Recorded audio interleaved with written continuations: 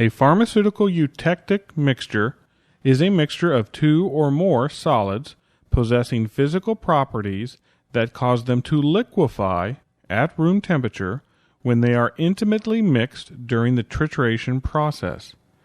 Several substances that liquefy when intimately mixed have been identified and are listed in various pharmaceutical reference sources.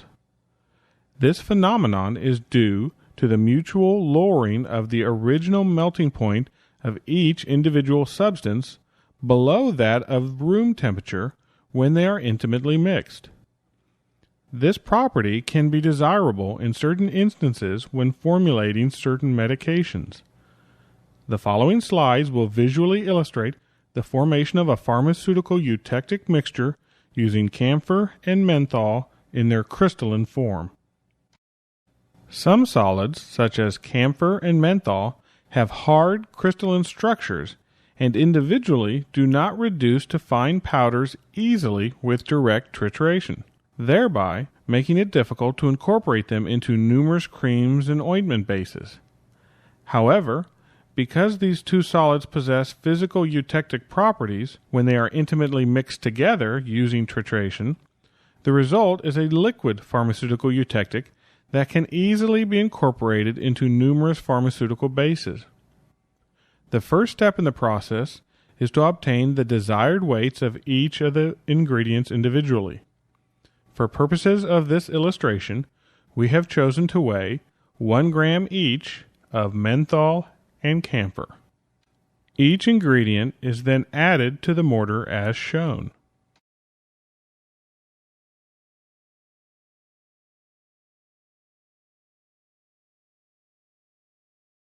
These ingredients are then intimately and forcefully triturated by applying downward pressure and moving the mixture outward toward the sides of the mortar and then back into the center in successively larger circular pattern.